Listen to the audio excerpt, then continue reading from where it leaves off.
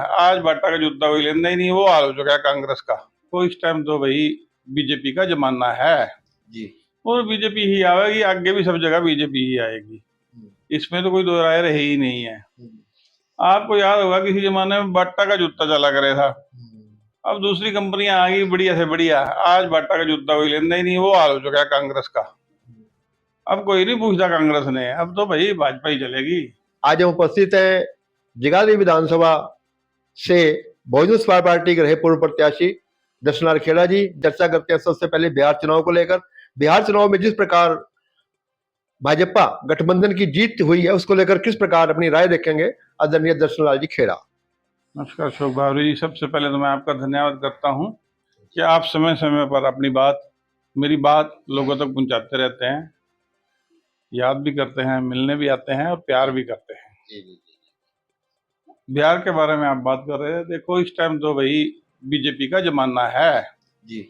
और बीजेपी ही आएगी, आगे भी सब जगह बीजेपी ही आएगी। इसमें तो कोई दो राय रही ही नहीं है। आपको याद होगा किसी जमाने में बाटा का जूता चला करे था, अब दूसरी कंपनियां आ गई बढ़िया से बढ़िया, आज बाटा का जूता कोई लेना ही नहीं, वो हाल हो चुका है कांग्रेस का। अब कोई नहीं पूछता कांग्रेस ने, अब तो भाई भाजपा ही चलेगी।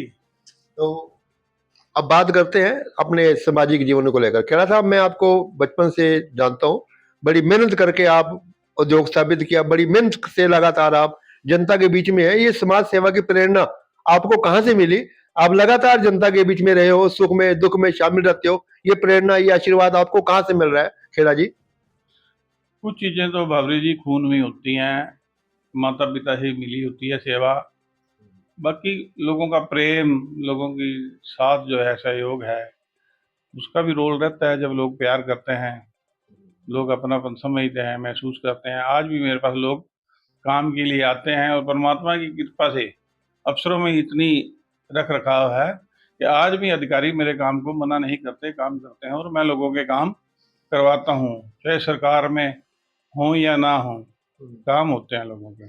सर, आपके समर्थकों की पहले भी भावना थी कि आपको विधानसभा का चुनाव लड़ाया जाए, और विधानसभा का चुनाव लड़ा भी आपने अपनी ओर से, बड़ी मेहनत की, लेकिन समीकरण ऐसे रहे कुछ कि यहाँ से आप चुनाव जीत नहीं पाए। क्या भविष्य में भी जनता आपको फिर मैदान में उतारेगी?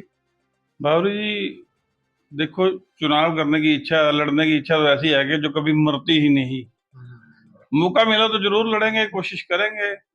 आपको जैसे मैंने बताया कि भाजपा का जमाना है, तो ये तो है नहीं कि भाजपा की टिकट फिक्स ही हो चुकी है किसी एक की, किसी को भी मिल सकती है, उसमें मुझे भी मिल सकती है। कोशिश करने में तो गर्ज नहीं है ना। वैसे तो फील्ड में लगातार जा ही रहे हैं जा आप। ही रहे हैं, लोगों के काम भी कर रहे हैं, समस्याएं भी सुन रहे हैं लोगों की।